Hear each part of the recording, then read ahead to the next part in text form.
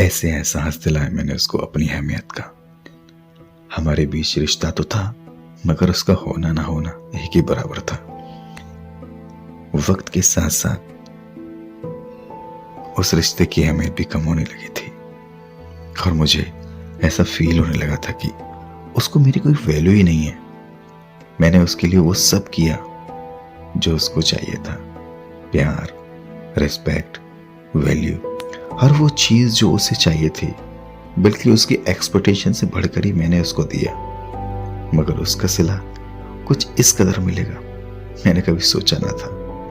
जो कहती थी सुन लेता था और डांटती थी तो खा लेता था, लड़ती थी तो चुप रह लेता था, क्योंकि उसे पता था मैं उसके बिना नहीं रह सकता। शायद उसी का फायदा उठा रही थी वो। मेरी कभी गलती नहीं होती थी, फिर भी बार बार मुझे कोई गलत ठहराया जाता था, मुझे कोई नीचा दिखाया जाता था और मुझे कोई दबाया जाता था। मैं बस चुपचाप से सुनता रहता था।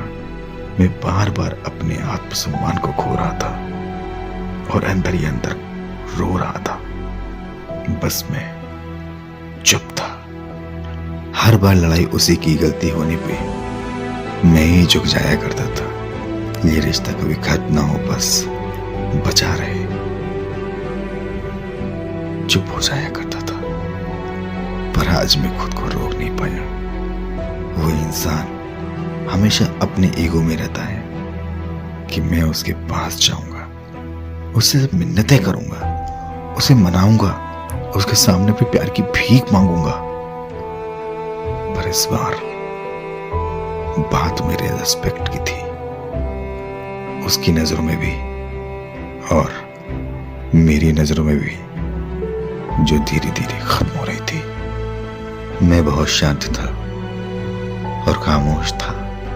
वो दूसरे कमरे में मेरा इंतजार कर रही थी कि मैं आऊंगा उसके पास, मैं ही सॉरी बोलूंगा उसको। पर उसका ईगो था कि कम ही नहीं हो रहा था। उसे पता था मैं उसी के पास आता रहा हूं, इस बार भी आऊंगा, चाहे गलती ऐसी की क्यों ना हो। वो खुद को अनकंफर्टेबल महसूस कर रही थी कि मैं अब तक उसके पास क्यों नहीं गया। वो बेचैन हो रही थी। 2 घंटे बाद वो मेरे रूम में आती है। उसकी आंखें गुस्से से लाल हो रही थी। इस बार भी वो मुझे दबाना चाह रही थी, पर वो इस बार गलत थी। पानी सिर से ऊपर उठ चुका था। फिर से उसने चिल्लाना शुरू कर दिया, डांटना शुरू कर दिया। मैं बिल्कुल शांत था। उसने बोला बहुत एटीट्यूड आ चुका है, तुम समझते क्या हो अपने को। मैंने कहा रिस्पेक्ट से बात करोगी तो मैं बात कर सकता हूं, नहीं तो तुम यहां से जा सकती हो। इतना कहकर मैंने दरवाजा लगा दिया। उसने फिर से दरवाजा नॉक किया। इस बार उसने थोड़ा लहजे में बात की, थोड़ा प्यार से बात की। मैंने पूछा प्रॉब्लम क्या है और किस बात की है ये लड़ाई, आखिर दिक्कत क्या है। उसने बोला तुम्हारी वजह से लड़ाई हो रही है। मैंने अपनी आंखें उसकी आंखों में डाल के फिर से पूछा मेरी वजह से। मेरे को इतना सीरियस उसने कभी नहीं देखा था। मैंने फिर से पूछा गलती किसकी थी। उसने धीमी सी आवाज में कहा मेरी। मैंने कहा बेवजह इतना ड्रामा क्यों क्रिएट कर रही हो। वो माफी मांगने लगी, गिड़गिड़ाने लगी। मैंने कहा तुम्हें माफ तो कर सकता हूं, और दोबारा इस रिश्ते में कभी नहीं आ सकता।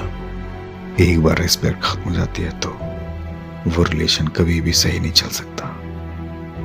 वह लड़ाई तो होनी ही होनी है।